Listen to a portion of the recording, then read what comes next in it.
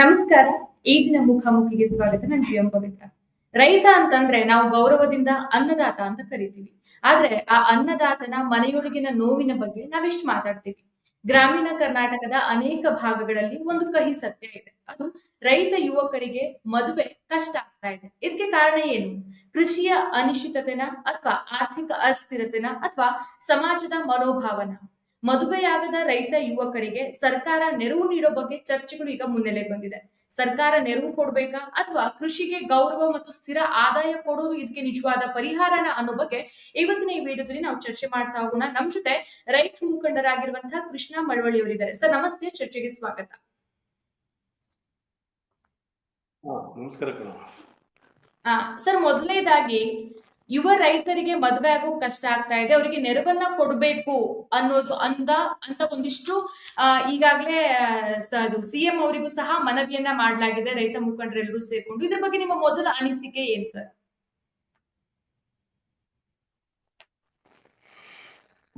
ಇದು ಸಾಮಾಜಿಕ ಸಮಸ್ಯೆ ಸರ್ಕಾರದಿಂದ ಪರಿಹಾರ ಆಗುತ್ತೋ ಇಲ್ವೋ ಗೊತ್ತಿಲ್ಲ. ಸಿಎಂ ಯಾವ ತೀರ್ಮಾನ ತಗೋತಾರೆ, ಸಿಎಂ ಇಂದ ಇಂಥ ವಿಷಯಗಳಿಗೆ ತೀರ್ಮಾನ ತಗೊಳ್ಳೋ ಸಾಧ್ಯವಾಗೋದೇ ಸಂಶಯ. ಯಾಕೆಂದ್ರೆ ಒಟ್ಟಾರೆ ಸೊಸೈಟಿನೇ ಬೇರೆ ಕಡೆ ತಯಾರು ಮಾಡಿ ಕಾನೂನು ಮೂಲಕ ಮದುವೆ ಮಾಡ್ತಿರೋದು ಕಷ್ಟ ಆಗ್ಬೋದು.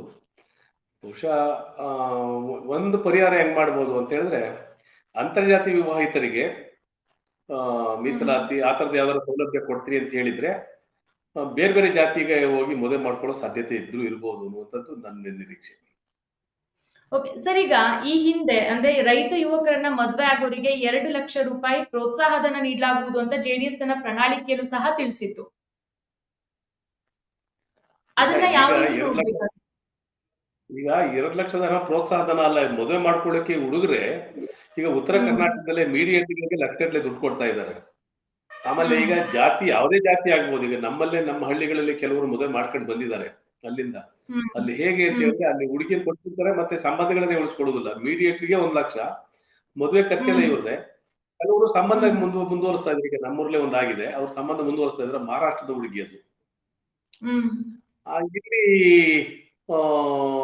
ಬೇರೆ ಕಡೆ ಅದೆಲ್ಲ ಬೇರೆ ಬೇರೆ ಸ್ವರೂಪಗಳನ್ನ ಪಡ್ಕೊಂಡಿದೆ.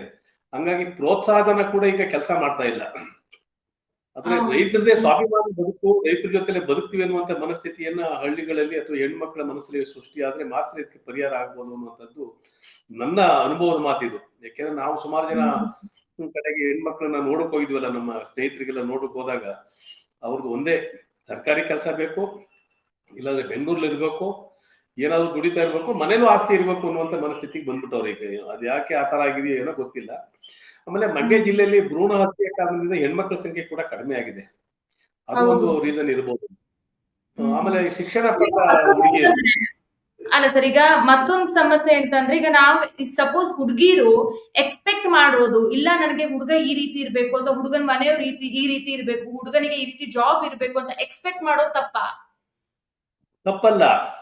ಅದನ್ನ ನಾನು ತಪ್ಪು ಅಂತ ಹೇಳಲ್ಲ. ಆದ್ರೆ ಅವನ್ನ ಸಿಗದೇ ಇದ್ರೆ ಅವನ್ನೇ ಕಾಯ್ಕೊಂಡು ಕೂತ್ಕೊಳ್ಳೋದ್ರಲ್ಲಿ ಅರ್ಥ ಇಲ್ಲ. ಈಗ ನಾನು ಅವ್ನು ಸಿಗುದಿಲ್ಲ ಆದ್ರೆ ಮದುವೆನೇ ಮಾಡ್ಕೊಳ್ಳಲ್ಲ ಅನ್ನೋದಾದ್ರೆ ಓಕೆ. ಇಲ್ಲ ಆಮೇಲೆ ಕೊನೆಯಲ್ಲಿ ಯಾರ್ಯಾರೋ ಮದುವೆ ಮಾಡ್ಕತ್ತೀರಿ ಅನ್ನುವಂತ ಸಂದರ್ಭ ಬರಬಾರ್ದಲ್ಲ. ಈಗ ಎಷ್ಟೋ ಸಂದರ್ಭದಲ್ಲಿ ಏನಾಗಿದೆ ಅಂದ್ರೆ, ಈಗ ನಮ್ಮಲ್ಲೇ ತುಂಬಾ ವಿದ್ಯಾವಂತ ಹುಡುಗಿರೆ ಯಾರೋ ಒಬ್ಬ ಅಲ್ಲಿ ಪೋಖರಿ ತಿರುಗಿ ನಿಂತರನ್ನ ಲವ್ ಮಾಡ್ತೀನಿ ಅಂತ ಹೇಳಿ ಮದುವೆ ಮಾಡ್ಕೋಗಿ ಕಷ್ಟ ಅನುಭವಿಸಿ ಅವರೇ ಕೂಲಿ ರೈತರನ್ನು ನೋಡಿದ್ದೀನಿ ನಾನು.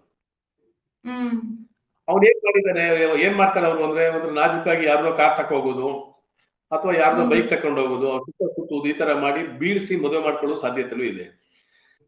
ಇಲ್ಲಿ ಸಮಸ್ಯೆ ಆಯ್ತಾ ಇರೋದು ಏನು ಅಂತ ಹೇಳಿದ್ರೆ, ರೈತರ ಬದುಕೆ ಕೀಳು ಅನ್ನುವಂತ ಮನಸ್ಥಿತಿಯನ್ನ ರೈತರು ಅನ್ಕೊಂಡಿದ್ದಾರೆ. ಬೇರೆಯವ್ರು ಬಿಡಿ, ಹೊರಗಡೆಯವ್ರು ಬಿಡಿ, ರೈತರಿಗೆ ಆ ಮನಸ್ಥಿತಿ ಬಂದ್ಬಿಟ್ಟಿದೆ. ನನ್ನ ಮಕ್ಕಳು ಓದ್ಬೇಕು, ಹೊರಗಡೆ ಹೋಗ್ಬೇಕು, ಅಲ್ಲೆಲ್ಲ ಸಂಪಾದನೆ ಮಾಡ್ಬೇಕು ಅನ್ನುವಂತ ಮನಸ್ಥಿತಿಗೆ ರೈತರೇ ಬಂದಿರೋದ್ರಿಂದ ಈ ಹೆಣ್ಣು ಸಿಗ್ತಾ ಇಲ್ಲ ಅನ್ನೋದು ಏನಿದೆ ಅಲ್ಲ, ಅದು ನಾಟ್ ಓನ್ಲಿ ರೈತರಿಗಂತಷ್ಟೇ ಅಲ್ಲ, ಸಾಮಾನ್ಯವಾಗಿ ಎಲ್ಲರೂ ಸಹ ಆ ಪ್ರಾಬ್ಲಮ್ ಅನ್ನ ಫೇಸ್ ಮಾಡ್ತಿದ್ದಾರೆ ಅಂತ ಅನ್ಸುತ್ತೆ. ಹೌದು, ಎಲ್ಲರೂ ಇದಾರೆ. ಈಗ ರೈತರು ಅಂತ ಹೇಳಿದ್ರೆ ಕೃಷಿ ಕೂಲಿ ಕಾರ್ಮಿಕರಲ್ಲೂ ಆ ಸಮಸ್ಯೆ ಇದೆ. ರೈತರು ಮಾತ್ರ ಅಲ್ಲ, ಕೃಷಿ ಕೂಲಿ ಕಾರ್ಮಿಕರಲ್ಲೂ ಕೂಡ ಆ ಸಮಸ್ಯೆ ಇದೆ. ಏನು ಅಂದ್ರೆ, ರೈತರು ಈಗ ಕೃಷಿ ಕೂಲಿ ಕಾರ್ಮಿಕರ ಮನೆಯಲ್ಲಾಗ್ಲಿ ರೈತರ ಮನೆಯಲ್ಲಾಗ್ಲಿ ಏನೋ ಅವ್ರ ಮನೆ ಹುಡುಗನಿಗೆ ಯಾರಾದ್ರೂ ಸರಿ ಹುಡುಗಿ ಕೊಡ್ತಾರೆ, ಆದ್ರೆ ಅವ್ರ ಮನೆ ಹುಡುಗಿನ ಮಾತ್ರ ರೈತರು ಕೊಡುದಿಲ್ಲ ಅನ್ನೋ ಮನೋಭಾವ ಅವ್ರ ಮನೇಲೂ ಇದೆ. ಅವ್ರ ಮನೆ ಹೆಣ್ಮಗಳು ಇರ್ತಾಳಲ್ಲ, ಆ ಮಗನಿಗೆ ಹೆಣ್ ಸಿಗುದಿಲ್ಲ ಅನ್ನೋ ಸಮಸ್ಯೆನೂ ಇದೆ ಅವ್ರಿಗೆ. ಅಟ್ ಎ ಟೈಮ್ ಅಲ್ಲೇ ತನ್ನ ಮಗನ ಮಾತ್ರ ಬೇಸಾಯಗಾರರು ಕೊಡುವುದಿಲ್ಲ ಅಂತ ಅವರೇ ತೀರ್ಮಾನ ಮಾಡ್ಕೊಂಡಿದ್ದಾರೆ. ಎರಡೇ ರೀತಿ, ಒಂದೇ ಮನೇಲಿ ಎರಡು ರೀತಿಯಾದ ಅಭಿಪ್ರಾಯ ಇರೋದ್ರಿಂದ ಸಮಸ್ಯೆ ಆಗ್ತಾ ಇದೆ ಅದೊಂದು. ಆಮೇಲೆ ಕೃಷಿ ಕೂಲಿಕಾರರು ಆ ಸಮಸ್ಯೆ ಇದೆ. ಆಮೇಲೆ ಇತ್ತೀಚೆಗೆ ಏನಾಗಿದೆ ಅಂತ ಹೇಳಿದ್ರೆ ನೋಡಿ, ನಮ್ಮಲ್ಲೆಲ್ಲ ಕಬ್ಬು ಕಡಿಗೆ ಬರೋರು ಬಳ್ಳಾರಿ ಆ ಕಡೆಯಿಂದ ಬರೋರು, ಕಬ್ಬು ಕಡಿಗೆ ಬರೋರು, ಆಲೆ ಮನೆ ನಡೆಸೋರ್ಲ ಉತ್ತರ ಪ್ರದೇಶದವರು, ಮನೆ ಕೆಲಸ ಮಾಡೋರ್ಲ ಬಿಹಾರದವರು. ಮಂಡ್ಯ ಜಿಲ್ಲೆಯಲ್ಲಿ ಸ್ಥಳೀಯವಾಗಿ ಕೆಲಸ ಮಾಡೋರ ಸಂಖ್ಯೆ ಕಡಿಮೆ ಆಗಿ ಹೋಗಿದೆ. ಈ ಬಳ್ಳಾರಿಯಿಂದ ಬಂದು ಆ ಕಾಡಲ್ಲಿ ಸೆಟ್ ಮಾಡ್ಕೊಂಡಿರ್ತಾರಲ್ಲ ಕಬ್ಬು ಕಡಿಯೋರು, ಒಂದು ಟಾರ್ಪಾಲ್ ಹಾಕೊಂಡಿರ್ತಾರೆ ಅಷ್ಟೇ ಟೆಂಪ್ರರಿಯಾಗಿ. ಅವರು ಕೂಡ ಇಲ್ಲಿಯ ಶ್ರೀಮಂತ ಕಬ್ಬು ಕಡಿ ಯಾರು ಓನರ್ ಇರ್ತಾನಲ್ಲ, ಕಬ್ಬು ಕಡಿಗೆ ಬಂದಿರ್ತಾವ, ಅವನ ಮಗನೇ ಆ ಹುಡುಗಿ ಕೊಟ್ಟು ಮದುವೆ ಮಾಡ್ಕೊತೀನಿ, ಮದುವೆ ಮಾಡ್ಕೊತಾ ಇಲ್ಲ. ಇದಕ್ಕೆ ಜಾತಿ ಕಾರಣ ಇರ್ಬೋದು. ಅವ್ನು ಕೇಳಿದೆ ನಾನು, ಯಾಕೆ ನೀವು ಅವ್ರ ಮನೇಲೆ ಕಬ್ಬು ಕಡಿತಾ ಇದೀರಿ, ನಮ್ಮೂರ್ಲೆ ಪೆಟ್ಟಿಕಾಣಿ ಹೊಡಿದ್ರು, ಒಬ್ಬ ದೊಡ್ಡ ಕಬ್ಬನ ಜಮೀನ್ದಾರನ ಮಗನ್ನೇ ಮದುವೆ ಮಾಡ್ಕೊಳ್ಳಿ. ಅವನೇ ಕೇಳಿದ್ದ, ಅಣ್ಣ ಅವ್ಳು ಕೊಟ್ರು ಮದುವೆ ಮಾಡ್ಕೊತೀನಿ ನಾನು ಅಂತ. ಅವ್ರು ಒಪ್ಲಿಲ್ಲ. ಯಾಕೆ ಅಂದ್ರೆ, ನಾವು ಇಲ್ಲಿ ಮದುವೆ ಮಾಡ್ಕೊಟ್ಬಿಟ್ರೆ ಅವ್ರಿಗೆ ನಮ್ಗೇನು ತೊಂದರೆ ಇಲ್ಲ, ಆದ್ರೆ ನಮ್ಮನ್ನ ಊರಲ್ಲಿ ಸೇರ್ಸಲ್ಲ ಅಲ್ಲಿ ಅಂತ. ಬಳ್ಳಾರಿನಲ್ಲಿ ನಮ್ಮಲ್ಲಿ ಊರಲ್ಲಿ ಅವ್ರನ್ನ ಸೇರ್ಸುದಿಲ್ಲ, ನಮ್ಮನ್ನ ಹೊರಗಡೆ ಹಾಕ್ತಾರೆ ಅಂತ. ಒಂದೇ ಕಾರಣಗಳಿಲ್ಲ ಇಲ್ಲಿ, ಅನೇಕ ಸಾಮಾಜಿಕ ಕಾರಣಗಳಿದಾವೆ, ಆರ್ಥಿಕ ಕಾರಣಗಳಿದಾವೆ, ಮತ್ತೆ ಒಂದು ಕಸುಬಿನ ಬಗ್ಗೆ ಒಂದು ತಿರಸ್ಕಾರ ಕೂಡ ಬಂದ್ಬಿಟ್ಟಿದೆ ಸೊಸೈಟಿನಲ್ಲಿ. ಅನೇಕ ಕಾರಣಗಳು ಸೇರ್ಕೊಂಡು ಇವತ್ತು ಗಂಡು ಮಕ್ಕಳಿಗೆ ಹೆಣ್ ಸಿಗ್ತಾರೆ. ಮತ್ತೆ ಇನ್ನೊಂದೇನು ಅಂತ ಹೇಳಿದ್ರೆ, ಎಜುಕೇಶನ್ ಮಾಡುವ ಈ ಸಂದರ್ಭದಲ್ಲಿ ಮಂಡ್ಯ ಜಿಲ್ಲೆಯಲ್ಲಿ ಹೆಚ್ಚಿನ ಅಂಶ ಹೆಣ್ಮಕ್ಳೆಲ್ಲ ಚೆನ್ನಾಗಿ ಓದಿದ್ದಾರೆ. ಯಾರು ರೈತರ ಮನೆಯಲ್ಲಿ ಅವರೆಲ್ಲ ಇಂಜಿನಿಯರು, ಡಾಕ್ಟರ್ಗಳು ಅಥವಾ ಲೆಕ್ಚರರ್ಸ್, ಈ ತರ ಹೆಣ್ಮಕ್ಳೆಲ್ಲ ಓದಿದ್ದಾರೆ. SLC ಗಂಡು ಮಕ್ಳೆಲ್ಲ ಒಬ್ಬನೇ ಮಗ ಅಂತ ಬೆಳೆಸಿ SLC ಫೇಲು, ಇಲ್ಲಾಂದ್ರೆ PUC ಫೇಲ್ ಆಗಿರ್ತಾರೆ. ಅಮ್ಮಮ್ಮ ಅಂದ್ರೆ ಡಿಗ್ರಿ ಮಾಡೋದು ಕಷ್ಟ. ಅವರೆಲ್ಲ ಏನ್ ಮಾಡ್ತಾರೆ, ಈ ಡಿಗ್ರಿ ಓದಿರೋನು ಮದುವೆ ಮಾಡ್ಕೊಳ್ಳಲ್ಲ ಅಂತ ಇರ್ತಾರೆ. ಅವ್ನು ಆತ ಬೇಸಾಯನೂ ಮಾಡುದಿಲ್ಲ, ಬೇಸಾಯಗಾರ ಸಾಕು ಅಂತ ಹೇಳ್ತಾರಲ್ಲ. ನಾನು ಇಲ್ಲಿ ನಾನು ರಿಟೈರ್ಡ್ ಆದ್ಮೇಲೆ ಬೇಸಾಯನೇ ಮಾಡ್ಕೊಂಡಿದ್ದೀನಿ. ಅಲ್ಲಿರುವ ಹುಡುಗರು ಯಾರೂ ಕೂಡ ಹೆಚ್ಚಿನ ಜನ, 1-2% ಜನ ಇರ್ಬೋದು ದುಡಿಮೆ ಮಾಡ್ತಾ ಇರೋರು, ಇಲ್ಲ ಅಂತ ಹೇಳಲ್ಲ. ಓದ್ಕೊಂಡು ಒಂದು PUC ಅದ್ ಮಾಡ್ಕೊಂಡಿರೋರು ಬೆಂಗಳೂರಲ್ಲಿ ಕೆಲಸ ಮಾಡ್ತಾರೆ. ಅಲ್ಲಿ ಏನು ಮಾಡ್ತಾ ಇದ್ರೆ ಇಲ್ಲಿ ವಾಪಸ್ ಬಂದು ಅಲ್ಲೆಲ್ಲ ಇಸ್ಪೀಟ್ ಆಡ್ಕೊಂಡು ಅದ್ರಲ್ಲಿ ಕುಡ್ಕೊಂಡು ಕಾಲ ಕಳ್ಕೊಂಡಿದ್ದಾರೆ. ಗದ್ದೆ ಗರ್ಜಿ ಕೆಲ್ಸಕ್ಕೆ ಹೋಗುದಿಲ್ಲ ಅವರು. ಈಗ ಮೊಬೈಲ್ ಬಂದಿದೆ, ಮೊಬೈಲ್ ನಲ್ಲಿ ಸಾಲ ಕೊಟ್ಟು ಆನ್ಲೈನ್ ಗೇಮ್ ಆಡ್ಕೊಂಡು ಇರ್ತಾರೆ. ಇಂಥವ್ರಿಗೆಲ್ಲ ಯಾರು ಏನ್ ಕೊಡ್ತಾರೆ? ಕೂಡ ಒಂದು ಸಮಸ್ಯೆ. ಈಗ ನಾನೇ ಅನೇಕ ಹೇಳಿದ್ದೀನಿ, ನೀವು ದುಡಿರಿ, ನಿಮ್ಮ ನಂಬಿಕೆ ಬರ್ರಿ, ಸಾಕ್ತಾರೆ. ಈಗ ನಾವೊಂದ್ 2-3 ಮದುವೆಗಳು ಮಾಡ್ದೋ, ನಾವೇ ವಿಶ್ವಾಸವಾಗಿ ತುಂಬಾ ಒಳ್ಳೆ ಹುಡುಗ ಮಾಡ್ರಿ ಅಂತ ಮಾಡಿದ್ದಾರೆ, ಚೆನ್ನಾಗೂ ಇದಾರೆ ಅವರು. ನನಗೆ ನಿನ್ನೆ ಕೂಡ ಸಿಕ್ಕಿ ನನಗೆ ಮರ್ತೇ ಬಿಟ್ಟಿದ್ದೆ. ಸರ್ ಹೆಂಗಿದ್ರಿ ಸರ್, ಚೆನ್ನಾಗಿದ್ರ, ಅಕ್ಕ ಎಲ್ಲ ಚೆನ್ನಾಗಿದ್ರ, ನನ್ನ ಮಿಸ್ ಮನೆಗೆಲ್ಲ ಬಂದಿದ್ರು ಅವರು. ಮೇಡಮ್ ಎಲ್ಲ ಚೆನ್ನಾಗಿದ್ರ ಸರ್, ಕೇಳ್ದೆ ನನ್ಗೆ ಗೊತ್ತೇ ಆಗ್ಲಿಲ್ಲ. ಆಮೇಲೆ ಗೊತ್ತಾಯ್ತು. ನೀವ್ ಹೆಂಗಿದೀಯವ ಅಂತಂದೆ ನಾನು. ಚೆನ್ನಾಗಿದ್ದೀನಿ ಸರ್, ಒಳ್ಳೆ ಮದುವೆ ಆಯ್ತು, ಖುಷಿ ಆಗ್ತಾ ಇದೆ ಅಂತ. ರೈತರೇ ಅವರು. ಆ ದುಡಿತಾನೆ ಅನ್ನುವಂತ ಒಬ್ಬ ವಿಶ್ವಾಸ ಇರ್ತಕ್ಕಂಥ, ಈಗ ಮೊದಲೆಲ್ಲ ಹಳ್ಳಿಗಳಲ್ಲಿ ಮೀಡಿಯೇಟರ್ ಇದ್ದ, ಅವನೇ ಮನೆಗೆ ಹೋಗಿ ಇಂಥ ಮನೆಯವ್ರಿಗೆ ಒಳ್ಳೆ ಮನೆ ಮದುವೆ ಮಾಡ್ಬೇಕು ಅಂತ ಒಬ್ಬ ಇದ್ದ. ಈಗ ಅವನಿಲ್ಲ. ಅದ್ ಬದಲಾಗಿ ಮದುವೆ ಬ್ರೋಕರ್ಗಳು ಬಂದಿದ್ದಾರೆ. ಮತ್ತೆ ಅದೇಂತ ಇನ್ನೊಂದು ಟಿವಿಗಳೆಲ್ಲ ಅಡ್ವರ್ಟ್ ಮಾಡ್ತಾರಲ್ಲ, ಅಡ್ವರ್ಟೈಸ್ಮೆಂಟ್, ಒಕ್ಕಲಿಗರ ಸಂಘದವ್ರದೊಂದು, ಬ್ರಾಹ್ಮಣರದೊಂದು, ಎಲ್ಲ ಜಾತಿಯವ್ರಿಗೂ ಒಂದೊಂದು, ಏನ್ ಹೇಳ್ತಾರೆ ಹೇಳಿದ್ರೆ ನಿಮ್ಮ ಭಾಷೆಯಲ್ಲಿ, ಮದುವೆಗೆ ಇಂತ ಒಂದು ಚಾನಲ್ ಮಾಡ್ಕೊಂಡಲ್ಲ, ಏನಂತಾರ ಮಾವ,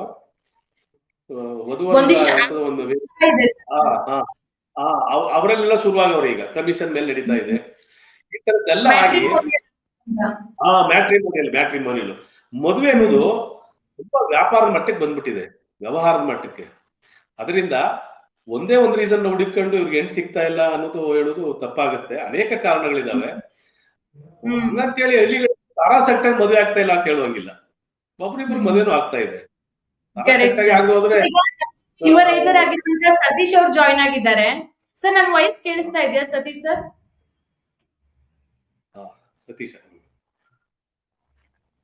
ಸತೀಶ್ ಸರ್, ನನ್ನ ವಾಯ್ಸ್ ಕೇಳಿಸ್ತಾ ಇದೆಯಾ ನಿಮ್ಗೆ? ನಿಮ್ದು ಆಡಿಯೋ ಮ್ಯೂಟ್ ಆಗಿದೆ ಸರ್, ಒಂದ್ಸಲ ಚೆಕ್ ಮಾಡಿ. ಆಡಿಯೋ ಮ್ಯೂಟ್ ಆಗಿದೆ.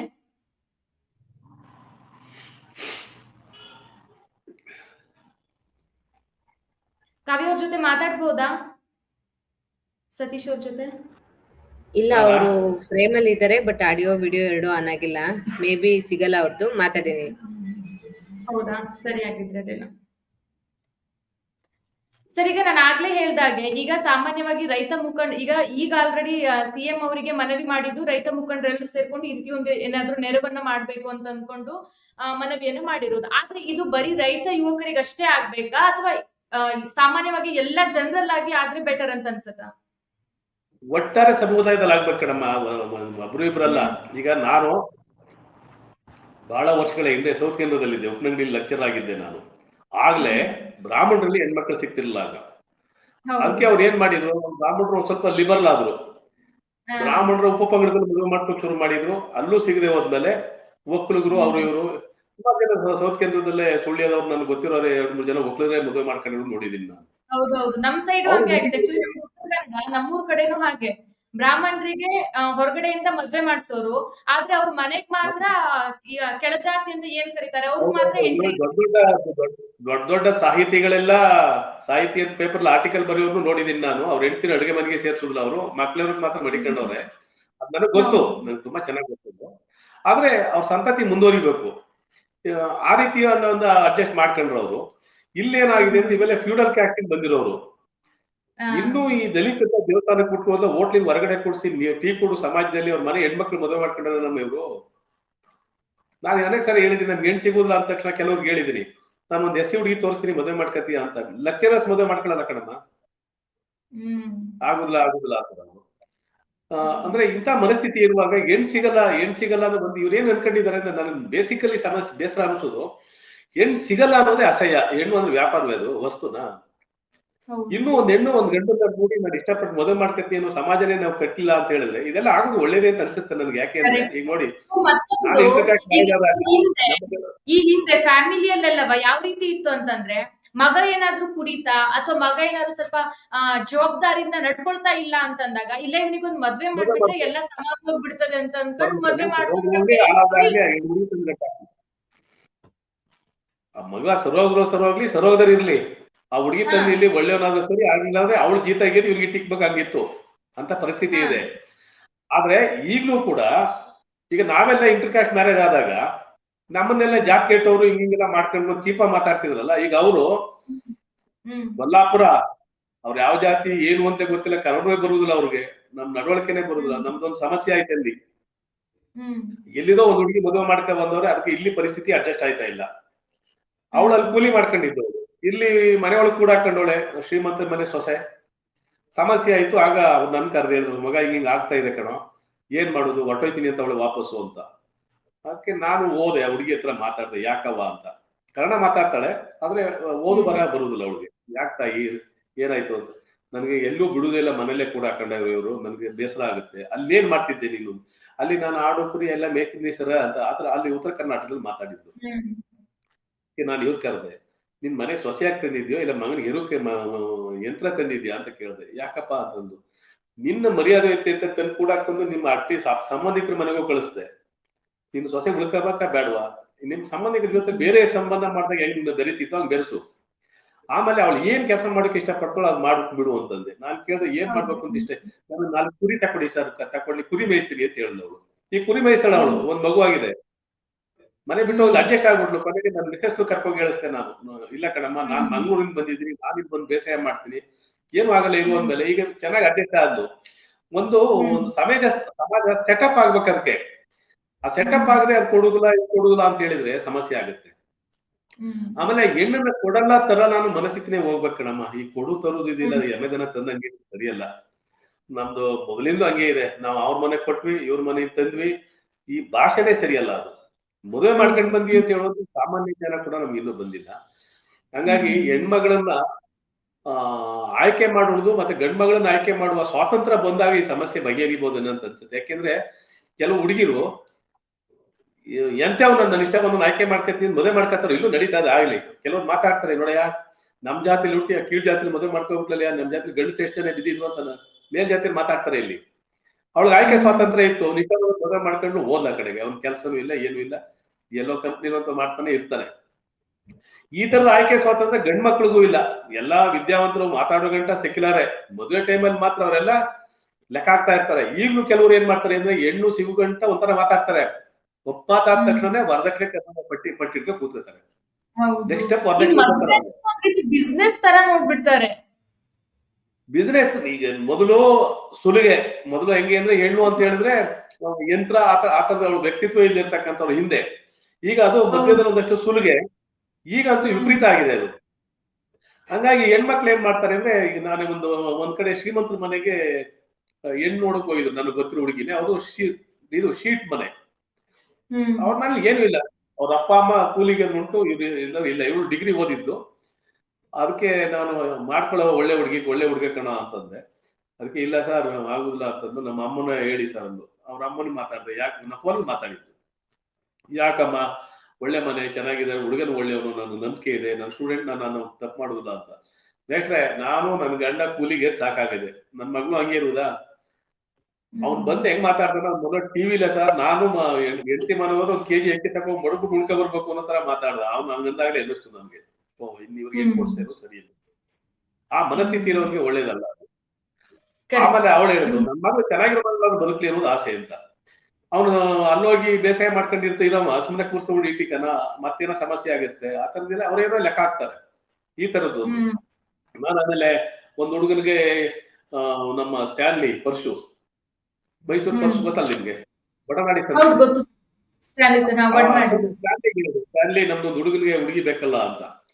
ಸ್ಟ್ಯಾನ್ಲಿ ಏನ್ ಹೇಳ್ದ ಅಂದ್ರೆ, ಅಣ್ಣ 30 ವರ್ಷಕ್ಕಿಂತ ಮೇಲಾಗಿದ್ರೆ ಕರ್ಕೊಂಬರ್ಬಲ್ಲ ಕಣ, 30 ವರ್ಷ ಒಳಗಿದ್ರೆ ಕರ್ಕಬ ಅಂತ. ನಾನು ಅದೇನೆ ಹಂಗೆ ತಂದೆ ನಾನು. ಅದಕ್ಕೆ ಅವನೇನಂದ, ಸರ್ 30 ವರ್ಷಕ್ಕೆ ಅಣೆಯ 30 ವರ್ಷಕ್ಕೆ ಆಚೆ ಇದೆ, ಎಲ್ಲೂ ಗತಿ ಇಲ್ಲೇ ಬಂದು ಇಲ್ಲಿ ಮದುವೆ ಮಾಡ್ಕೊಂಡು ಬಂದಿರೋರು ಅವ್ರು ಹೆಣ್ಣಿನ ಮೇಲೆ ಗೌರವ ಇಟ್ಕೆ ಬರೋರಲ್ಲ, ಎಣ್ಣಿಲ್ಲ ಅನ್ನೋ ಕಾರಣಕ್ಕೆ ಇಲ್ಲಿ ಬರ್ತಾರೆ. ಅಕಸ್ಮಾತ್ ಎಣ್ಣೆ ಸಿಕ್ಕತ್ತೆ ಅಂದ್ರೆ ಅವ್ರ ಜಾತಿಲ ಎಲ್ಲೋ ಅಲ್ಲೇ ಮಾಡ್ಕೊತಾರೆ. 30 ಬಂದು ಮದುವೆ ಮಾಡ್ಕೊಳ್ಳೋದು ಮಾತ್ರ ನಮ್ಮ ಸಂಸ್ಥೆ ಹೆಣ್ಮಕ್ಳನ್ನ ಪ್ರೀತಿಯಿಂದ ನೋಡ್ಕೊಳ್ಳೋಕೆ ಸಾಧ್ಯ ಅಂತ. ನನಗೆ ಈ ಮದುವೆ ಅನ್ನೋದೇ ಒಂದು ನಡೀತಾ ಇರೋ ವಿದ್ಯಮಾನಗಳನ್ನ ನೋಡುವಾಗ ಇದ್ರೊಳಗೆಲ್ಲ ಎಷ್ಟೆಲ್ಲ ಇದೆ ಸಮಸ್ಯೆಗಳು, ಒಳ ಸುಳಿಗಳೆಲ್ಲ ಎಷ್ಟೊಂದಿದಾವೆ ಅನ್ನೋದು ಈ ಮದುವೆ ಸಮಸ್ಯೆ ಆದಾಗ್ಲೇ ಗೊತ್ತಾಗಿದ್ದು ನನಗೆ. ಮನವಿ ಮಾಡಿದ ಏನಂತ ಅಂತಂದ್ರೆ, ಮದುವೆ ಆಗುತ್ತ ರೈತ ಯುವಕರಿಗೆ ಮದುವೆ ಆಗುವಂತ ಹೆಣ್ಮಕ್ಳಿಗೆ ಒಂದು 10 ಲಕ್ಷ ರೂಪಾಯಿ ಠೇವಣಿ ಕೊಡ್ಬೇಕು, ಜೊತೆಗೆ ಸಣ್ಣ ಉದ್ದಿಮೆ ಏನಾದ್ರು ಮಾಡ್ತಾರೆ ಅಂತಂದ್ರೆ ಅವರಿಗೆ ಬಡ್ಡಿ ರಹಿತ ಸಾಲ ಕೊಡ್ಬೇಕು ಅಂತ ಮನವಿ ಮಾಡಿದ್ದಾರೆ. ಸೊ ಈ ನೆರವನ್ನ ಕೊಟ್ರೆ ಅಥವಾ ಈ ನೆರವು ಯಾವ ರೀತಿ ಆಧಾರ ಆಗ್ಬಹುದು ಅಂತ ಏನಾದ್ರೂ ಒಂದು ಪಾಸಿಟಿವ್ ವೈಬ್ ತರಬಹುದು ಸಮಾಜದಲ್ಲಿ ಅಂತ ಅನ್ಸತ್ತ? ಅದನ್ನ ನಾನು ಹೆಂಗ್ ಹೇಳ್ಲಿಕ್ಕಾಗಲ್ಲ ಕಣಮ್ಮ, ಅವ್ರ ಮನಸ್ಥಿತಿ ಮೇಲೆ ತೀರ್ಮಾನ ಆಗುತ್ತೆ. 10 ಲಕ್ಷ ಕೊಟ್ಟ ತಕ್ಷಣಕ್ಕೆ ಅವರು ಬದಲಾಗ್ಬೋದು ಅನ್ನೋದಾದ್ರೆ, ದೊಡ್ಡ ಕಾರ್ ಮಡಿಕೊಂಡು ಲಕ್ಷಗಟ್ಲೆ ಸಂಪಾದನೆ ಮಾಡೋರೇ ಮದುವೆ ಮಾಡ್ಕತ ಇಲ್ಲ ಹುಡುಗಿರು ಅಂದ್ರೆ, ಇವ್ರು 10 ಲಕ್ಷ ಕೊಟ್ಟು ಯಾರು ಕೊಡ್ಬೋದು? ಇಲ್ಲೇರೋನು ಕೊಡ್ತಾರೆ ಅಲ್ವಾ? ಇಲ್ಲೇರೋನು ಕೊಟ್ಟ ತಕ್ಷಣ ಅವನು ಸಂಪಾದನೆ ಮಾಡಿದ ತಕ್ಷಣ ಅವ್ಳು ಮದುವೆ ಮಾಡ್ಕತಾನೆ ಅಂದ್ರೆ ಅದಕ್ಕೂ ನಮಗೂ ಸಂಬಂಧ ಇಲ್ಲ ಅಂದ್ರೆ ಏನ್ ಮಾಡ್ತೀವಿ? ಮದುವೆ ಸಲುವಾಗಿ ಅದೆಲ್ಲ ಮಾಡ್ತೀವಿ ಅಂದ್ರೆ ಆಗುದಿಲ್ಲ. ಆಮೇಲೆ ನನಗೆ ಹುಡುಗರಲ್ಲೇ ದೋಷ ಇದೆ ಅಂತ ಅನ್ಸುತ್ತೆ. ಇವರೆಲ್ಲ ಪಾದಯಾತ್ರೆ ಮಾಡ್ತಾರಲ್ರಿ ಮಾದಪ್ಪನ ಬೆಟ್ಟಕ್ಕೆ, ಈ ಲೆವೆಲ್ ಎಣ್ಣೆ ಯಾರಿಗೆ ಕೊಟ್ಟರು? ಮಾದಪ್ಪನ ಬೆಟ್ಟಕ್ಕೆ ಪಾದಯಾತ್ರೆ ಮಾಡೋರು ಅಲ್ಲಿ ಯಾರು ಲೈನ್ ಹಾಕ ಕರ್ಕ ಬಂದಿದ್ದಾಯ್ತಿತ್ತಪ್ಪ. ಅವರು ಆ ಕೆಪಾಸಿಟಿನೇ ಇಲ್ಲ ಅವ್ರಿಗೆ. ಮನೆ ಮುಂದ್ಗಡೆ ದಿನ ನೋಡ್ತೀನಿ ನಾನು, ಬೈಕ್ ಹಾಕೊಂಡು ಮಾದಪ್ಪನಿಗೆ ಜಾತ್ರೆ ಎಷ್ಟು ದಿವಸ ಇದು ಸಂಕ್ರಾಂತಿ ಹಬ್ಬದಿಂದ ಇಲ್ಲಿ ಗಂಟೆ ಜನ ಯುವಕರೆಲ್ಲ ಬೆಟ್ಟಕ್ಕೆ ತಿರುಗ್ತಾವ್ರೆ, ಒಸಿ ತಿರುಗ್ತಾ ಇಲ್ಲ. ಇಂಥ ಸಮಾಜದಲ್ಲಿ ಮದುವೆ ಅನ್ನೋದೊಂದು ಸಮಸ್ಯೆ ಆಗದೆ ಅಂತಂದ್ರೆ ಏನ್ ಹೇಳುದು? ಈಗ ಮಹಿಳೆಯರು ಅಥವಾ ಯುವತಿಯರು ಎಜುಕೇಟೆಡ್ ಆಗ್ತಿದ್ದಾರೆ, ವಿದ್ಯಾವಂತರಾಗ್ತಿದ್ದಾರೆ. ಅವರಿಗೆ ಪುರುಷ ಪ್ರಧಾನ ಸಮಾಜ ಯಾವುದು, ನಮಗೆ ಎಲ್ಲಿ ಗೌರವ ಸಿಗ್ಬೇಕು, ನಮ್ಮ ಆತ್ಮ ಗೌರವಕ್ಕೆ ಎಲ್ಲಿ ರೆಸ್ಪೆಕ್ಟ್ ಸಿಗ್ಬೇಕು ಅನ್ನೋ ಪ್ರತಿಯೊಂದು ಅಂಶನೂ ಸಹ ಗೊತ್ತಾಗ್ತಾ ಉಂಟು. ಇದ್ದಾಗ ಹುಡುಗಿರು ಸಹ ತನ್ನನ್ನ ರೆಸ್ಪೆಕ್ಟ್ ಮಾಡುವಂತ, ನನ್ನ ಆಸೆಗಳಿಗೆ ಪ್ರೋತ್ಸಾಹ ಮಾಡುವಂತ ಅಥವಾ ನನ್ನ ಕನಸುಗಳಿಗೆ ಸಪೋರ್ಟ್ ಮಾಡುವಂತ ಹುಡುಗನ್ ಹುಡುಕ್ತಾರೆ ಬಿಟ್ರೆ ಸುಮ್ನೆ ಏನೋ ಒಂದು ಲೈಫ್ ಪಾರ್ಟ್ನರ್ ಬೇಕು ಅಂತ ಹುಡುಕುದಿಲ್ಲ. ಇಲ್ಲ ಖಂಡಿತ ಇಲ್ಲ. ಅದೇ ಈಗ ಮೇಜರ್ ರೀಸನ್ ಅದೇ ಒಂದು ಹುಡುಗಿನ ಕಡೆಯಿಂದ. ಆದ್ರೆ ಅದು ಕೂಡ 100% ಅಲ್ಲ. ಯಾಕೆ 100% ಅಲ್ಲ ಅಂದ್ರೆ, ಎಷ್ಟೋ ಜನ ವಿದ್ಯಾವಂತೆ ಆಗಿರ್ತಕ್ಕಂಥ ಹುಡುಗಿರ್ಗೆ ಆ ಮೆಂಟಾಲಿಟಿನೇ ಬರ್ಲಿಲ್ಲ. ಅವ್ರ ಅಪ್ಪ ಅಮ್ಮ ಹೇಳಿದ್ರೆ ಮದುವೆ ಮಾಡ್ಕೊತೀನಿ ಅಂತ ಕೂತವ್ರು. ಈಗ ನಾನು ಸ್ವತಂತ್ರ, ನನ್ನ ತೀರ್ಮಾನ, ಇಲ್ಲಿ ತನಕ ನಾನು ಓದಿಸಿದಿರಿ, ನಾನು ಡಾಕ್ಟರ್ ಇಂಜಿನಿಯರ್ ಆಗಿದ್ದೀನಿ, ನನ್ನ ಸಂಗಾತಿಯನ್ನು ಆಯ್ಕೆ ಮಾಡ್ಕೊಳ್ಳೋ ಸ್ವಾತಂತ್ರ್ಯ ನನಗೆ ಬಿಡಿ ಅಂದ್ರೆ ಒಪ್ಪದೇನು ಹುಡುಗಿರು ಬೇಕಾದಷ್ಟು ನಮ್ಮ ಅಪ್ಪ ಅಮ್ಮನ ಒಪ್ಪಿಸ್ಬೇಕು, ಅವ್ರು ಒಪ್ಪಿಸ್ಬೇಕು, ಇವ್ರು ಒಪ್ಪಿಸ್ಬೇಕು ಅನ್ನುವಂತ ಪರಿಸ್ಥಿತಿನೂ ಇದೆ. ಯಾರೋ ಒಬ್ರು ಇಬ್ರು ರೆಬಲ್ ಆಗೋದು, ಕೆಲವರು ರೆಬಲ್ ಆಗಿ ಯಾರನ್ನ ಮದುವೆ ಮಾಡ್ಕೊಂಡಿದ್ರೆ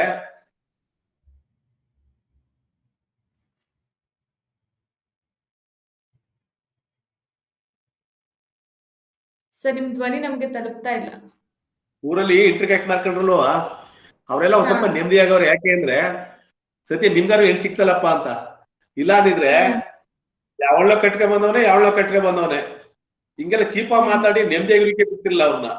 ಈಗ ಎಲ್ಲ ಬಾಯಿ ಮಾಡ್ಕೊಂಡವ್ರೆ, ಅವ್ನ ಹೆಣ್ ಸಿಕ್ತಲ್ಲ ಅನ್ನೋ ಲೆಕ್ಕದಲ್ಲಿ. ಇನ್ನೂ ನಮ್ಮ ಹುಡುಗರಿಗಾಗ್ಲಿ ಸ್ವತಂತ್ರವಾದ ಆಯ್ಕೆ ಇಲ್ಲ.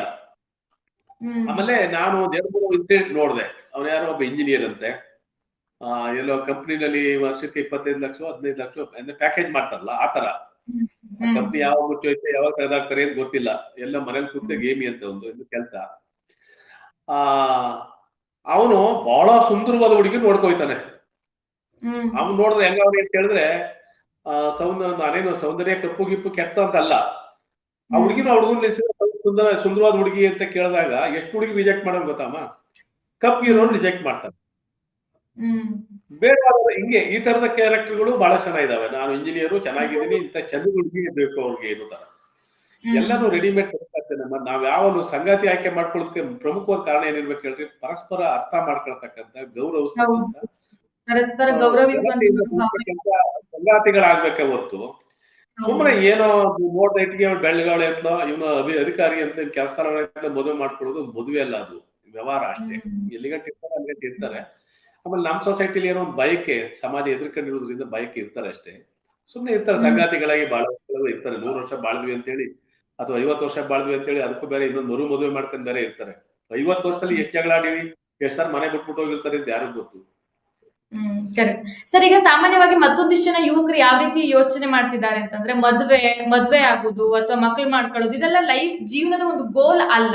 ನಾವು ಸಿಂಗಲ್ ಆಗಿನೂ ಆರಾಮಾಗಿ ನಮ್ಮ ಜೀವನವನ್ನ ನಾವು ನಿರ್ವಹಣೆ ಮಾಡಬಹುದು ಅನ್ನೋ ರೀತಿ ಯೋಚನೆಗಳು ಒಂದಿಷ್ಟು ಯುವತಿಯರಲ್ಲಿ ಇದೆ. ಇದ್ರ ಬಗ್ಗೆ ನಿಮ್ಗೆ ಏನ್ ಅನ್ಸುತ್ತೆ? ಅದು ಬಹುಶಃ ಈ ಕೆಲವು ದುಡಿತಾರಲ್ಲ ನೋಡ್ರಿ ಕಂಪನಿಗಳಲ್ಲಿ, ಆತರದವ್ರು ಇರ್ಬೋದು. ಹಳ್ಳಿ ಬೇಸಾಯ ಮಾಡೋರು ಆತರ ಯಾರು ಇಲ್ಲ. ಸಂಗತಿ ಹೆಚ್ಚಂಶ ನಾನ್ ನೋಡ್ಪಟ್ಟೆ ಹಂಗೆ ಇರ್ಬೋದು, ಒಟ್ಟಿಯಾಗೆ ಇರ್ಬೋದು ಅನ್ನೋ ಸಂಖ್ಯೆ ಅವ್ರು ಬಹಳ ಕಡಿಮೆ. ನನ್ಗೊಂದು ಆತಂಕ ಏನಾಗುತ್ತೆ ಅಂದ್ರೆ, ಹಿಂಗ ಆಗ್ಬಿಟ್ರೆ ಹೆಣ್ಣಿನ ಮೇಲೆ ದೌರ್ಜನ್ಯ ಜಾಸ್ತಿ ಆಗ್ಬಿಡ್ತದೆ ಅನ್ನೋ ಒಂದು ಭಯ ಇದೆ ಅಷ್ಟೇ. ಯಾವ ರೀತಿಯಾಗಿ ಸರ್? ಅತ್ಯಾಚಾರಗಳು ಜಾಸ್ತಿ ಆಗ್ಬಿಡ್ಬೋದು ಅನ್ನೋ ಆತಂಕ ಆಗುತ್ತೆ. ಆ ಸಮಸ್ಯೆಗೆ ಏನ್ ಮಾಡಿದಪ್ಪ ಭಯ ಆಗುತ್ತೆ ಅನ್ನೋದು ಬಿಟ್ರೆ, ಯಾಕೆಂದ್ರೆ ಮನುಷ್ಯ ಸಹಜವಾದ ಬಯಕೆಗಳಿರ್ತವೆ, ಕಾಮ ಬಯಕೆ. ಎಲ್ಲರೂ ನಿಗ್ರಹಿಸ್ತಾರೆ ಅಂತ ಹೇಳಕ್ಕಾಗಲ್ಲ, ಸಮಾಜಕ್ಕೆ ಗೌರವ ಕೊಟ್ಕೊಂಡೇ ಹೋಗ್ತಾರೆ ಅಂತ ಹೇಳಕ್ಕಾಗಲ್ಲ. ಈಗ ಆ ತರದ ಸಂದರ್ಭ ಬಂದಾಗ ಹೆಣ್ಮಕ್ಳ ಮೇಲೆ ಅತ್ಯಾಚಾರ ಮಾಡುದು, ಮನೆ ಒಳಗೆ ಅತ್ಯಾಚಾರ ಮಾಡ್ತಕ್ಕಂಥ ಸಾಧ್ಯತೆಗಳು ಜಾಸ್ತಿ ಆಗ್ಬಹುದು ಅಂತ ನಾವೀಗ ಅತ್ಯಾಚಾರ ವಿರೋಧಿ ಆಂದೋಲನದಲ್ಲಿ ಇರೋದ್ರಿಂದ ಅನೇಕ ಘಟನೆಗಳನ್ನ ನಾವು ನೋಡೋದ್ರಿಂದ, ಈಗ ಮೇಷ್ಟ್ರುಗಳೇ ಮಕ್ಕಳನ್ನ ಮದುವೆ ಆಗದೆ ನಿಂತಿರ್ತಾರೆ, ಮೇಷ್ಟ್ರು ಅವರೇ ಮಕ್ಕಳನ್ನ ಟೆಂಪ್ರರಿ ಮೇಷ್ಟ್ರುಗಳೇ ಅತ್ಯಾಚಾರ ಮಾಡುದು, ಪಕ್ಕದ ಮನೆಯವರೇ ಇನ್ನೊಬ್ಬರನ್ನ ಅತ್ಯಾಚಾರ ಮಾಡುದು, ಒಳೊಳಗೆ ಸಣ್ಣ ಮಕ್ಕಳ ಮೇಲೆಲ್ಲ ಈ ತರ ದೌರ್ಜನ್ಯಗಳು ಶುರು ಆಗ್ಬಿಡ್ತದೆ ಅನ್ನೋದೊಂದು ಆತಂಕನ ಬಿಟ್ರೆ, ಇದು ಈ ಸಮಸ್ಯೆಯನ್ನ ಹೆಂಗ್ ಬಗೆಹರಿಸೋದು ಅಂತ ನಿರಂತರವಾಗಿದ್ದೀನಿ ನಾನು. ಈ ಸಮಸ್ಯೆ ಜೊತೆಲಿ ಯಾರ್ಯಾರು ಸುಮಾರು ಹೋಗಿದ್ದಾರೆ ನಮ್ಮ ಜೊತೆನಲ್ಲಿ, ಅಲ್ಲಿ ನೋಡ ಹೆಣ್ಣ ಇಲ್ಲಿ ನೋಡಿ ಅಂತಾರೆ. ನೀವೇ ನೋಡ್ಕೊಂಡ್ರು, ಯಾರೊಬ್ರು ಮಾಡ್ಕೊಳ್ಳಿ ಅಂತ ಹೇಳಿದ್ರು ಅದು ಗೊತ್ತಾಗುದಿಲ್ಲ ಅವ್ರಿಗೆ. ನಾವಿಲ್ಲಿಂದ ಹೆಣ್ಣು ನೋಡಿ ತೋರ್ಸಕ್ಕಾಗುತ್ತೆ, ನಮ್ ತೋರ್ಸಕ್ ಯಾರೋ ಒಬ್ರಿಗೆ ಹೇಳ್ಬೋದು, ಇನ್ನೊಂದ್ ಇಬ್ರಿಗೆ ಹೇಳ್ಬೋದು ಅಷ್ಟೇ. ಆಮೇಲೆ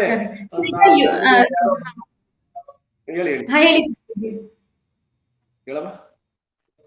ಅಲ್ಲ ಸರ್, ಈಗ ಯುವ ರೈತರಲ್ಲಿ ಮದುವೆ ಸಮಸ್ಯೆಗೆ ಈಗ ಏನ್ ಕಾರಣ ಆಗ್ತಿಲ್ಲ, ಅದಕ್ಕೆ ಕೃಷಿಯಲ್ಲಿರುವಂತಹ ಅಸ್ಥಿರತೆ ಏನಾದ್ರೂ ಕಾರಣ ಆಗ್ತಿರ್ಬೋದಾ? ಕೃಷಿಯಲ್ಲಿ ಅಸ್ಥಿರತೆ ಮಾಡ್ತಿದ್ರು ಇವರೇ ತಾಯಿ. ಕೃಷಿಯನ್ನ ಮಾಡೋ ಮೆಥಡ್ ಇವ್ರಿಗೆ ಯಾರು ಗೊತ್ತಿದೆ ಇರೋದು ಕೃಷಿ ಅಸ್ಥಿರತೆ. ಕೃಷಿ ಮಾಡಿ ಶ್ರೀಮಂತರಾಗಿರೋರು ಬೇಕಾದಷ್ಟು ಜನ ಇಲ್ವೈತೆ. ಇವರು ಮಹತ್ವಾಕಾಂಕ್ಷೆಗಳು, ಒಂದೇ ಸಾರಿ ಶ್ರೀಮಂತರಾಗ್ಬೇಕು.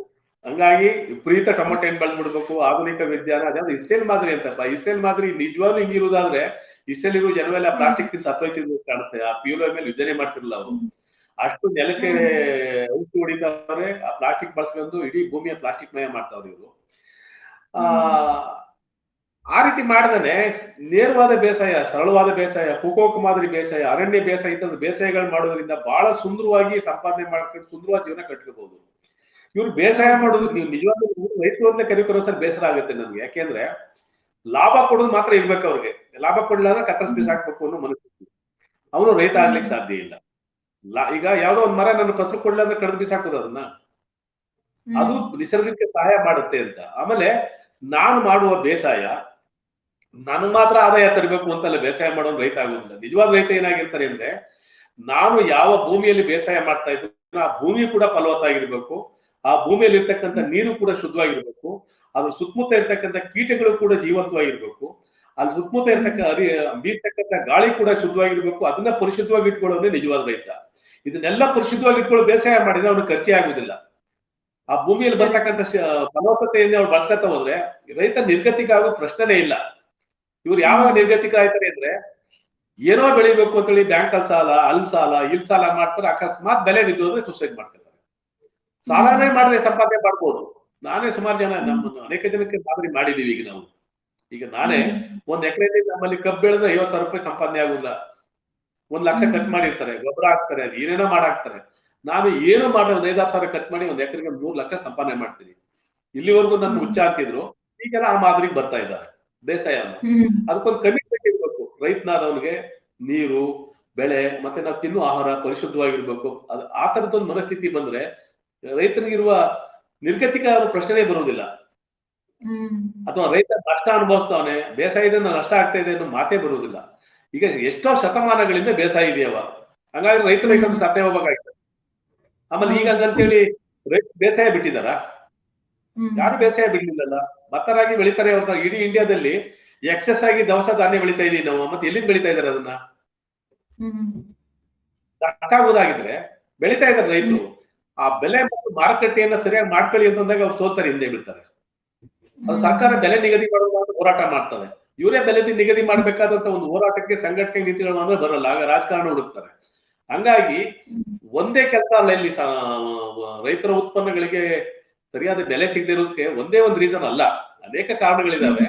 ಆಮೇಲೆ ರೈತ ಏನ್ ಮಾಡ್ಬೇಕು ಅಂದ್ರೆ ಕಡಿಮೆ ಖರ್ಚಿನಲ್ಲಿ ಇಳುವರಿ ತೆಗೆದು ಹೆಚ್ಚು ಲಾಭ ಮಾಡುವಂತ ಮನಸ್ಥಿತಿಯನ್ನೇ ಬೆಳೆಸ್ಕೋಬೇಕು. ಆಗ ರೈತರಿಗೆ ನಷ್ಟ ಆಗುದಿಲ್ಲ. ಸರ್, ಈಗ ರೈತ ಸಂಘ ಮನವಿ ಮಾಡಿದೆ ಅಲ್ವಾ ಸಿಎಂ ಅವರಿಗೆ? ಸಪೋಸ್ ಸಿಎಂ ಏನಾದ್ರೂ ಇದಕ್ಕೆ ಒಪ್ಕೊಂಡ್ರೆ ಈಗ ಮುಂದಿನ ದಿನಗಳಲ್ಲಿ ಯಾವ ರೀತಿಯಾಗಿ ನಿರ್ಧಾರ ಮಾಡಬಹುದು ಅಂತ ಅನ್ಸುತ್ತೆ? ಅಲ್ಲ ಕಣವ, ರೈತ ಸಂಘದವರು ಈ ಡಿಮ್ಯಾಂಡ್ ಇಟ್ಟಿದಾರ? ಹೌದೌದು, ರೈತ ಸಂಘ ಡಿಮ್ಯಾಂಡ್ ಇಟ್ಟಿರೋದು ಸರ್. ಇಷ್ಟೆಲ್ಲ ಕೊಟ್ರೆ ಹೆಣ್ ಸಿಗ್ತವೆ ಅಂತ. ಅಕಸ್ಮಾತ್ ಸಿಗದಾರೆ ದುಡ್ಡೆಲ್ಲ ವಾಪಸ್ ಕಟ್ತಾರಂತ?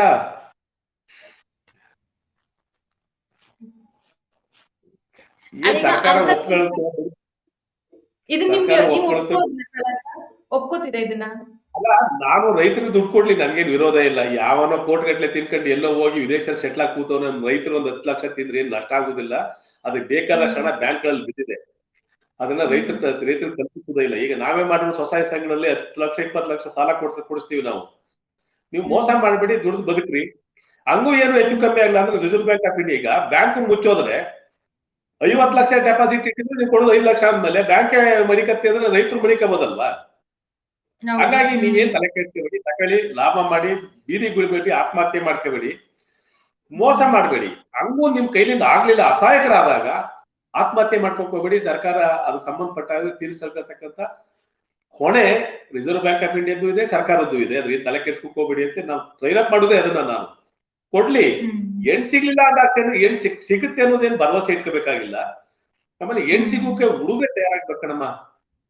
ಒಂದ್ ಹುಡುಗಿನ ನೋಡಿ, ನಾನ್ ನಿನ್ನ ಪ್ರೀತಿ ಮಾಡ್ತೀನಿ, ನಿನ್ ಇಷ್ಟ ಪಡ್ತಾ ಇದ್ದೀನಿ, ನೀನ್ ಚೆನ್ನಾಗಿ ನೋಡ್ಕತ್ತೀನಿ ಅಂತ ಒಂದು ಭರವಸೆ ಕೊಡೋ ಗಂಡಸ ಇಲ್ವಲ್ಲಮ್ಮ ಇಲ್ಲಿ?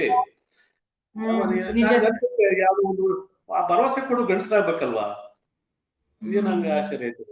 ಈಗ ನಾವೆಲ್ಲ ಮದುವೆ ಮಾಡ್ಕೊಂಡು ನಾವು ಹಿಂಗೆ ಹೇಳಿದ್ವಿ, ನಿನ್ನನ್ನ ಚೆನ್ನಾಗಿ ನೋಡ್ಕತ್ತೀವಿ, ನಾನು ನೀನು ಅದ್ಭುತವಾಗಿ ಬದುಕುವ, ಒಂದ್ ಒಳ್ಳೆ ಬದುಕುವ ಅಂತ ಮಾತಾಡ್ಕೊಂಡು ಮದುವೆ ಮಾಡ್ಕೊಂಡಿದ್ದು.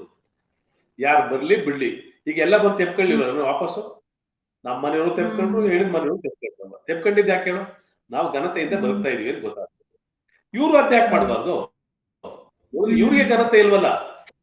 ಆಮೇಲೆ ಹೆಣ್ಣು ಅಂದ್ರೆ ಮದುವೆ ಅಂದ್ರೆ ಅವ್ರು ಹೆಂಗ್ ಲೆಕ್ಕ ಹಾಕೊಂಡ್ರು, ನಾನು ಇಡೀ ಸೊಸೈಟಿನಲ್ಲಿ ಹೆಚ್ಚಿನ ಜನ 90% ಜನ ಗಂಡಸರ ದೃಷ್ಟಿನಲ್ಲಿ ಹೆಣ್ಣು ಅಂದ್ರೆ 2ನೇ ಪ್ರಜೆ ಅಂತ ಇನ್ನೂ ಅನ್ಕೊಂಡಿರೋದು ಅವರು.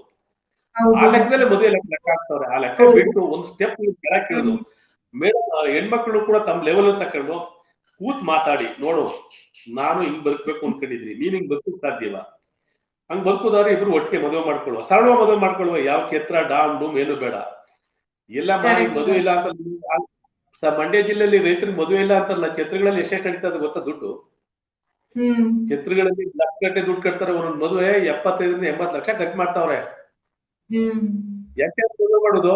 ಆ ಬೆಂಗಳೂರಲ್ಲಿ ಗಾರ್ಮೆಂಟ್ಸ್ ಅಲ್ಲಿ ಇರ್ತಾನೆ, ಅಲ್ಲೆಲ್ಲ ಪಿಂಡಿಯ ದಾಸಹಳ್ಳಿಲಿ ಒಂದು ಕೊಟ್ಟಿಗೆ ಅಂತ ಮನೆ ಮಾಡ್ಕೊಂಡಿರ್ತಾರೆ. 75 ಲಕ್ಷ ಖರ್ಚು ಮಾಡೋರೆ ನಮ್ಗೆ ಗೊತ್ತಿರೋರೆ. ಅದೇ ದುಡ್ಡಿಗೆ ಅಲ್ಲೆಲ್ಲ ಒಂದು ಅಪಾರ್ಟ್ಮೆಂಟ್ ಅಲ್ಲಿ ಒಂದು ಮನೆ ಕೊಡ್ಸಿದ್ರೆ ಅಲ್ಲಿ ಇಟ್ಕೊಂಡು ಇಬ್ರು ಏಕೆ ಇರ್ತಿದ್ರಲ್ಲ, ಯಾವ ಪ್ರತಿಷ್ಠೆಗೆ ಹುಡುಗ ಬೆಳೆಯವನಿಗೆ ಮದುವೆ ಮಾಡೋದಿಲ್ಲ ನೀವು ಅಂತ ನಾನು ಬೈತೀನಿ ಒಬ್ರಿಗೆ. ಆದ್ರೆ ಈಗ ಮದುವೆ ಕೂಡ ಮಂಡ್ಯ ಜಿಲ್ಲೆ ಪ್ರತಿಷ್ಠೆ ಆಗಿದೆ. ಒಂದ್ ಕಡೆ ಹೆಣ್ ಸಿಗದೆ ಇರೋದು ಇನ್ನೊಂದು ಈ ತರ ಆದ್ರೆ, ಇನ್ನೊಂದ್ ಕಡೆ ಮದುವೆ ಮಾಡೋದು ಪ್ರತಿಷ್ಠೆ. ಆ ಲಗ್ನ ಪತ್ರಿಕೆ ಒಂದೊಂದು ಪುಸ್ತಕ ಇದ್ದಂಗ ಅವ ಕಣಮ್ಮ. ಈಸ್ಕೊಂಡು ತೆಗೆದು ಓಪನ್ ಮಾಡಿ ಎಲ್ಲಿ ಮದುವೆ, ಯಾರು ಹುಡುಗ, ಯಾರು ನೋಡುದಿಲ್ಲ. ಕೈಗೆ ಈಸ್ಕೊಂಡು ಎಲ್ಲಿ ಮದುವೆ, ಯಾವತ್ ಮದುವೆ, ಯಾವತ್ತು ನೆರವಿ ಊಟ ಅಷ್ಟೇ, ಅದು ಅಲ್ಲಿಗೆ ಬಿಸಾಕ್ತಾ ಇರುವುದೇ. ಅದಕ್ಕೆ ಒಂದೊಂದು 25 ರೂಪಾಯಿ 30 ರೂಪಾಯಿ ಖರ್ಚು ಮಾಡುವಂತ ಮದುವೆಗಳು ನಡೀತಾವೆ. ಆಮೇಲೆ ಎಂತ ಮದುವೆ ಛತ್ರಗಳಲ್ಲಿ ಎಂತೆಂತ ಛತ್ರ, ಮದುವೆ ಮಾಡ್ಕೊಳ್ಳೋದರ ಜೀವನದಲ್ಲಿ ಒಂದೇ ಸಾರಿ ಮಾಡ್ಕೊಳ್ಳೋದು ಅದ್ದೂರಿಯಾಗಿ ಮಾಡ್ಕೋಬೇಕು. ಈ ಮನಸ್ಥಿತಿ ಇರೋರಿಗೆ ಅದನ್ನೇ ಲೆಕ್ಕ ಹಾಕ್ತಾರೆ. ಲೈಫ್ ಅಲ್ಲಿ ಒಂದೇ ಸಲ ಮದ್ವೆ ಆಗುದು, ಹಂಗಾಗಿ ಜಾಮ್ ಝೂಮ್ ಅಂತ ಬರೋ ದುಡ್ಡೆಲ್ಲ ಖರ್ಚು ಮಾಡ್ಕೊಂಡು ಮದ್ವೆ ಆಗ್ಬಿಡುವ ಅಂತ. ಅದೇ ಇರೋ ದುಡ್ಡೆಲ್ಲ ಖರ್ಚು ಮಾಡ್ಬಿಟ್ಟು ಆಮೇಲೆ ಇಬ್ರು ಕೂಲಿಗೆ ಏಕ ಇರುವ ಅಂತ. ಅದೇ ದುಡ್ಡು ಇಟ್ಕೊಂಡು ಲೈಫ್ ಟೈಮ್ ಮದುವೆ ಜೋಮ್ ಜಾಮ್ ಬದುಕಕ್ಕಾಗಲ್ವಾ? Correct sir. ಎಷ್ಟೋ ಜನ ಬದುಕ್ತಾ ಇದೆ ಇದು. ಆಮೇಲೆ ಮದುವೆ ಮಾಡ್ಕೊಳ್ಳೋದಿಲ್ಲ ಇದೆಯಾ? ಈ ಸಮಸ್ಯೆಗೆ ಏನಾದ್ರೂ ಪರಿಹಾರ ಇದೆಯಾ ಸರ್? ಸರ್ ಹೇಳು. ಅಲ್ಲ, ಈ ಸಮಸ್ಯೆಗೆ ಪರಿಹಾರ ಏನಾದ್ರೂ ಇದೆಯಾ ಅಂತ. ಪರಿಹಾರ ಮದುವೆ ಮಾಡ್ಕೊಂಡ್ರೆ ಕಂಡಿಡ್ಕೋಬೇಕು. ಪರಿಹಾರ ಇದೆ, ಪರಿಹಾರ ಇಲ್ಲರೂ ಸಮಸ್ಯೆ ಯಾವ್ದಿದ್ದು. ಹುಡುಗ್ರೆ ಒಂದ್ ಹೆಜ್ಜೆ ಮುಂದೆ ಹೋಗಿ. ಹೌದು, ಯಾವ ಸರ್ಕಾರ ಡಿಮ್ಯಾಂಡ್ ಬೇಡ, ಏನು ಬೇಡ. ನನಗೆ ಒಂದ್ 2-3 ಹುಡುಗರು ಹೇಳಿದ್ರು, ಅಣ್ಣ ನನಗೆ ಬೇಕು ಅಂತ. ಒಂದ್ ದಿವ್ಸ ಕರ್ಕೊಂಡು ಹೋದೆ. ನಮ್ಮ ಮಳವಳ್ಳಿಲಿ ಒಂದು ಪ್ರೈವೇಟ್ ಕಾಲೇಜ್ ಇದೆ, ಶಾಂತಿ ಕಾಲೇಜ್ ಅಂತ. ಬಿಟ್ಟಾಗ 500-600 ಹುಡುಗಿರು ಬರ್ತಾರೆ. ಈ ಪೈಕಿಲಿ ಯಾರು ಆಯ್ಕೆ ಮಾಡ್ಕೊಂಡು ಮದುವೆ ಮಾಡ್ತೀನಿ ಅಂದೆ. ಒಬ್ಳು ಆಯ್ಕೆ ಮಾಡ್ಕೋಕಾಗಿಲ್ಲ ಅವ್ನ ಕೈಲಿ. ಯಾಕೆ ಗೊತ್ತಾ, ನಿರೀಕ್ಷೆಗಳು ಭಾರ ಇರ್ತವ ಮದುವೆಗಳಲ್ಲಿ. ಈ ಮಾಮೂಲಿ ಸಂಪ್ರದಾಯ ಮದುವೆ ಆಗ್ಬಿಟ್ರೆ ವರದಕ್ಷಿಣೆ ಬರ್ತದೆ, ಬೈಕು ಕಾರ್ ಬರ್ತದೆ, ದೊಡ್ಡ ಅದ್ದೂರಿಯ ಮದುವೆ ಮಾಡ್ಕೋಬಹುದು. ಇದು ಯಾವ್ದು ಬಿಡುಕ್ ರೆಡಿ ಇಲ್ಲ ಅವರು. ಹೆಣ್ಣು ಬೇಕು ಅನ್ನವ ಬಿಟ್ಬಿಟ್ಟು ನಾನು ನಿನ್ ಮದುವೆ ಮಾಡ್ಕೊತೀನವ, ನನ್ ಯೋಗ್ಯತೆ ಇಷ್ಟು, ನನ್ನ ಜೊತೆ ಬದುಕೋಕ್ ಸಾಧ್ಯವ, ಈಗ ಮಾತಾಡ್ಕೊಂಡು ಮದುವೆ ಮಾಡ್ಕೊಳ್ಳೋ ಸಮಾಜ ಬಂದ್ರೆ ಅದು ಖಂಡಿತ ಪರಿಹಾರ ಆಗುತ್ತೆ ಅಂತ ಸಮಾಜ ಬರ್ಬೇಕು. ನೀವು ಹುಡುಗರಿಗೆ ಕಿವಿ ಮಾತು ಹೇಳಿದ್ರಿ ಈಗ ಸರ್, ಹಾಗಿದ್ರೆ ನಮ್ಮ ಮೂಲಕ. ಇಲ್ಲ, ಹುಡುಗರ ಕಿವಿ ಮಾತಿಂತೆಲ್ಲ ಕಡಿಮೆ ಯಾಕೆ ಹುಡುಗರಿಗೆ ಹೇಳ್ಬೇಕಾಗಿರೋದು? ಯಾಕಂದ್ರೆ ಫ್ಯೂಡಲ್ ಸೊಸೈಟಿ ಅಲ್ವಾ ಇದು, ಪುರುಷ ಪ್ರಧಾನವಾದ ಸಮಾಜ. ಸರಿಯಾಗ್ಬೇಕಾಗಿರೋದು ಸರಿಯಾಗ್ಬೇಕಾಗಿರೋದು. ಇವತ್ತಿಗೂ ಕೂಡ ಇಷ್ಟೆಲ್ಲ ಎಜುಕೇಶನ್ ಇಷ್ಟೆಲ್ಲ ಇದ್ರು ಕೂಡ, ಕಾನೂನು ಅನೇಕ ಸವಲತ್ತುಗಳು ಉಳಿಸಿದ್ರು ಕೂಡ ಹೆಣ್ಮಕ್ಳನ್ನ ನಾವ್ ಯಾವ ಸ್ಥಾನದಲ್ಲಿ ನೋಡ್ತೀವಿ? ಇವತ್ತಿಗೂ ಕೂಡ ಹೆಣ್ಮಕ್ಳು ಕಾಲ್ ಮೇಲೆ ಕಾಲಕ್ಕೆ ಕೂತ್ಕೊಳ್ಳುವಾಗಿಲ್ಲ ಮನೆಯಲ್ಲಿ. ಎಲ್ರ ಜೊತೆ ಕೂತು ಊಟ ಮಾಡಕ್ ಆಗಲ್ಲ, ಎಲ್ಲಾ ಸೇರಿದಾಗ ಕೂತ್ಕೊಂಡು ಓಪನ್ ಆಗಿ ನಗಕ್ ಆಗಲ್ಲ. ಅಂತ ಸಮಾಜದಲ್ಲೇ ಇದೀವಲ್ವಾ? ಹಂಗಾರೆ ಸರಿಯಾಗ್ಬೇಕಾಗಿರೋರು ಅವ್ರೇನೋ ಸರಿಯಾಗವ್ರ. ಹೆಣ್ಮಕ್ಳು ಸರಿಯಾಗ್ಬೇಕಾಗಿರೋರು ಯಾರು? ಗಂಡ್ ಮಕ್ಳಲ್ವಾ? ಅವ್ರು ಸೈಸ್ಕೊಂಡಾರ ಕಾಲ್ ಮೇಲೆ ಕಾಲ ಕಂಡು ಸುಮ್ಮನೆ ಕೂತ್ಕೋತಾರ? ಅವಳ ಅಹಂಕಾರ ನೋಡು, ಕಾಲ್ ಮೇಲೆ ಕಾಲ ಕೂತ್ಕೊಳ್ಳೋದು. ಅವಳ ಕಾಲ್ ಮೇಲೆ ಅವಳ ಹಾಕೋದು, ಬೇರೆಯವ್ರ ಕಾಲ್ ಮೇಲೆ ಅಲ್ಲ. ಅವಳ ಕಾಲ್ ಮೇಲೆ ಕಾಲ ಹಾಕೋ ಸ್ವಾತಂತ್ರ್ಯ ಏನೂ ಸಿಗ್ಲಿಲ್ಲ ನಮ್ಗೆ ಅನ್ನೋದಾದ್ರೆ ಸರಿಯಾಗ್ಬೇಕಾಗಿರೋದು ನಮ್ಮ ದೃಷ್ಟಿಕೋನ, ಗಂಡ್ ಮಕ್ಳ ದೃಷ್ಟಿಕೋನ ಬದಲಾಗ್ಬೇಕು. ಪುರುಷ ಪ್ರಧಾನ. ಆಮೇಲೆ ಬಹಳ ಜನ ಹೆಣ್ಮಕ್ಳು ಅದನ್ನ ಹೇಳ್ತಾರೆ, ಅತ್ತೆ ಸೊಸೆರು, ಅತ್ತೆ ಹಿರೀಕರು. ಹೇಳೋದು ಯಾಕೆ ಅಂತಂದ್ರೆ ಅವ್ರನ್ನ ಟ್ರೈನ್ ಅಪ್ ಮಾಡೋರು, ನೀವ್ ಹಂಗೆ ಹೇಳಿ ಅಂತ. ಅಕಸ್ಮಾತ್ ಅವ್ಳು ಹೇಳಿಲ್ಲ ಅಂದ್ರೆ ಗಂಡಸರು ಶುರು ಮಾಡ್ಕೊತಾರೆ. ಇವಳಿಗೂ ನೀನು ಹಿರೀಕಳಾಗಿದ್ದು ನೀನು ಹೇಳಿಲ್ವಲ್ಲ, ಅವಳಿಗೂ ಜೋರ್ ಮಾಡ್ತಾರೆ. ಹಂಗಾಗಿ ಅವಳ ಮೂಲಕ ಹೆಣ್ಮಕ್ಳು ಕಂಟ್ರೋಲ್ ಮಾಡೋಕ್ ನೋಡ್ತಾರೆ ಅವರು. ಇಂಥದೊಂದು ಸಮಾಜದ ಅಗತ್ಯ ಇಲ್ಲ. ನೀವ್ ಹಂಗಲ್ಲಿ ಮಧ್ಯರಾತ್ರಿಲೆ ಚಾಮುಂಡಿ ಬೆಟ್ಟಕ್ಕೆ ಹೋಗಿದ್ಲು, ಅವ್ ಹಾಕೋ ಬಟ್ಟೆ ಸರಿ ಇಲ್ಲ, ದೊಡ್ಡ ದೊಡ್ಡ ಸಂಘಟನೆಯವರು ಏನ್ ಬೀದಿ ನಿಂತರು ಬೊಬ್ಬೆ ಹೊಡಿತಾರೆ. ಬೊಬ್ಬೆ ಹೊಡಿದ್ವನಮ್ಮ, ಎಷ್ಟು ನೋಡಿಲ್ಲ ನಾನು. ಒಂದು ದೊಡ್ಡ ಸಂಘಟನೆ, ದೇಶ ಪಕ್ಷಗಳ ಲೀಡರ್ಗಳೇ ಚಾಮುಂಡಿ ಬೆಟ್ಟಿಗೆ ಅಷ್ಟೊತ್ತಲ್ಲಿ ಯಾಕೆ ಹೋಗಿದ್ರು ಅವರು? ಇವ್ರು ಮಂಡಿ ಮೇಲೆ ಬಟ್ಟೆ ಹಾಕೋದ್ರಿಂದ ಎಳೆಮಗ ಮಂಡಿ ಮೇಲೆ ಬಟ್ಟೆ ಹಾಕೊಂಡದ? ಮುಸ್ಕುರ ಮೇಲೆ ಅತ್ಯಾಚಾರ ಮಾಡ್ತಾರಲ್ಲ, ಇದನ್ನೆಲ್ಲ ಸಮರ್ಥಿಸ್ತಾರವ್ರು ಯಾರು? ಮಠಾಧೀಶರು, ದೊಡ್ಡ ದೊಡ್ಡ ರಾಜಕಾರಣಿಗಳೆಲ್ಲ. ಇಂಥ ಸಮರ್ಥನೆಯನ್ನ ನಂಬ್ಕೊಂಡು ಬದುಕಿದವರು ಗಂಡಸರಿಗೆ ಎಣ್ಣೆಗಳು ಸಿಕ್ಕವು. ಆ ಗಂಡಸಿನ ತಲೆ ಒಳಗೆಲ್ಲ ಇತ್ತೇವ್ರೆ ಇರೋರು ಈ ಪುರುಷ ಪ್ರಧಾನವಾದ ಮೌಲ್ಯಗಳನ್ನು ತುಂಬ್ಕೊಂಡಿರೋರು. ಬಿಸಾಕ್ಲಿ. ಇವ್ರಿಗೆ ಸಮಸ್ಯೆಗೆ ಪರಿಹಾರ ಬೇಕು ಅಂದ್ರೆ ಕಿತ್ತಾಕ್ಬಿಟ್ಟು ಈಚೆಗೆ ಬರ್ಲಿ, ಖಂಡಿತ ಸಿಗುತ್ತದು. ಇವ್ರಿಗೆ ಸಮಸ್ಯೆಗೆ ಪರಿಹಾರ ಬೇಕಾಗಿಲ್ಲ, ಸಮಸ್ಯೆ ಹಂಗೆ ಇರ್ಬೇಕು, ಹೆಣ್ಣು ಮಾತ್ರ ಬೇಕು, ಮದುವೆ ಮಾಡ್ಕೋಬೇಕು. ಇದ್ರ ಸಮಸ್ಯೆ ಅಂತ ಅನ್ಕೋದ್ರೆ ಮೊದಲನೇ ತಪ್ಪು ಅಂತ ನಾನು. ಇದು ಸಮಸ್ಯೆ ಅಲ್ಲ.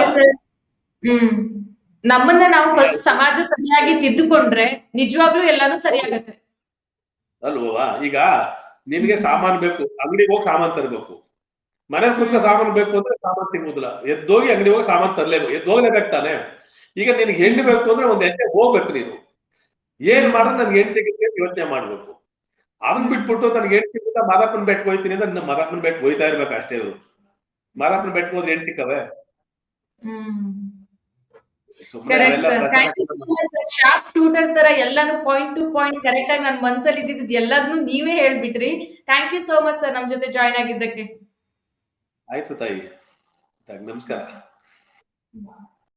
ಮತ್ತಷ್ಟು ವಿಶೇಷ ವಿಡಿಯೋಗಳನ್ನು ನೋಡಲು ಮತ್ತು ಹೊಸ ವಿಡಿಯೋಗಳ ಬಗ್ಗೆ ತಿಳಿಯಲು ಈ ದಿನ .com ಯೂಟ್ಯೂಬ್ ಚಾನೆಲ್ ಸಬ್ಸ್ಕ್ರೈಬ್ ಮಾಡಿ ಮತ್ತು ಬೆಲ್ ಐಕಾನ್ ಕ್ಲಿಕ್ ಮಾಡಿ.